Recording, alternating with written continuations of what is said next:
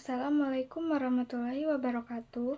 Perkenalkan, nama saya Imaida dari kelas 11 PPLG 3. Di sini saya akan mempresentasikan PPT yang saya buat. Materinya tentang rekayasa perangkat lunak. Materi yang pertama yaitu pengertian RPL.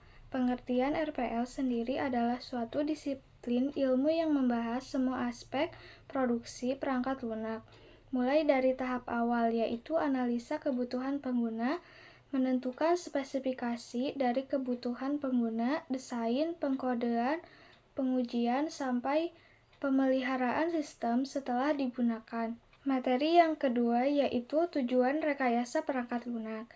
1. Memperoleh biaya produksi perangkat lunak yang rendah. 2. Menghasilkan perangkat lunak yang kinerjanya tinggi, andai dan tepat waktu. 3. Menghasilkan perangkat lunak yang dapat bekerja pada berbagai jenis platform. Yang 4. Menghasilkan perangkat lunak yang biaya perawatannya rendah. Materi yang ketiga yaitu ruang lingkup. 1. Software requirements berhubungan dengan spesifikasi, kebutuhan, dan persyaratan perangkat lunak. Yang kedua, software design mencakup proses penentuan arsitektur, komponen antarmuka, karakteristik lain dari perangkat lunak. 3. Software construction berhubungan dengan detail pengembangan perangkat lunak, termasuk algoritma, pengkodean, pengujian, dan pencarian kesalahan.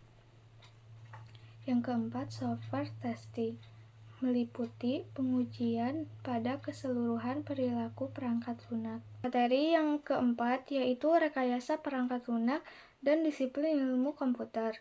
Disiplin ilmu komputer lahir pada awal tahun 1940-an yang merupakan integrasi dari teori, algoritma, logika matematika, dan ditemukannya cara penyimpanan program secara elektronik pada komputer. Sejak itu, ilmu komputer mengalami perkembangan yang terus-menerus sehingga cakupnya menjadi semakin luas. Materi yang kelima yaitu rekayasa perangkat lunak dan disiplin ilmu lain. Hubungan keterkaitan RPL dengan ilmu lain yaitu 1. Bidang ilmu manajemen, 2. Bidang ilmu matematika, 3. Bidang ilmu manajemen proyek, 4.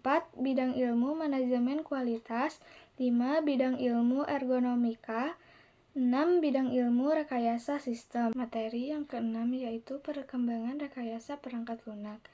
Meskipun baru dicetuskan pada tahun 1968, namun RPL telah memiliki sejarah yang cukup panjang. Dari sisi disiplin ilmu, RPL masih relatif muda dan akan terus berkembang. Arah perkembangannya yang saat ini sedang dikembangkan antara lain meliputi Agile Software Development, Experimental Software Development, Model-Driven Software Development, dan Software Product Lines. Materi yang ketujuh yaitu masalah dan gejala. Masalah atau problem adalah perbedaan antara kondisi yang terjadi dan kondisi yang diharapkan, atau boleh juga diartikan sebagai perbedaan antara kondisi sekarang dengan tujuan yang diinginkan. Gejala adalah tanda atau petunjuk terjadinya suatu masalah. Materi yang kedelapan yaitu tipe-tipe masalah. 1.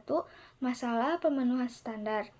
Tipe masalah dalam kelompok ini adalah masalah-masalah yang berhubungan dengan pencapaian standar yang telah ditentukan dalam sebuah organisasi. Yang kedua, masalah pemilihan alternatif. Masalah dalam kelompok ini berhubungan dengan bagaimana memilih solusi terbaik dari berbagai alternatif berdasarkan kriteria tertentu. Yang ketiga, masalah pemenuhan kepuasan konsumen. Pada organisasi yang bersifat profit mencari keuntungan, masalah-masalah pada kelompok ini merupakan tipe yang seringkali muncul. Materi yang ke-9 yaitu pemecahan masalah. Pemecahan masalah adalah sebuah proses di mana suatu situasi diamati. Kemudian bila ditemukan ada masalah dibuat penyelesaiannya dengan cara menentukan masalah, mengurangi atau menghilangkan masalah atau mencegah masalah tersebut terjadi. Ada banyak urutan proses pemecahan masalah yang diajukan oleh para ahli, yaitu pendefinisian masalah, analisis situasi, pengembangan ide-ide solusi, analisis ide-ide solusi, pengambilan keputusan, dan penerapan solusi. Sekian presentasi dari saya. Mohon maaf bila ada kekurangan. Wassalamualaikum warahmatullahi wabarakatuh.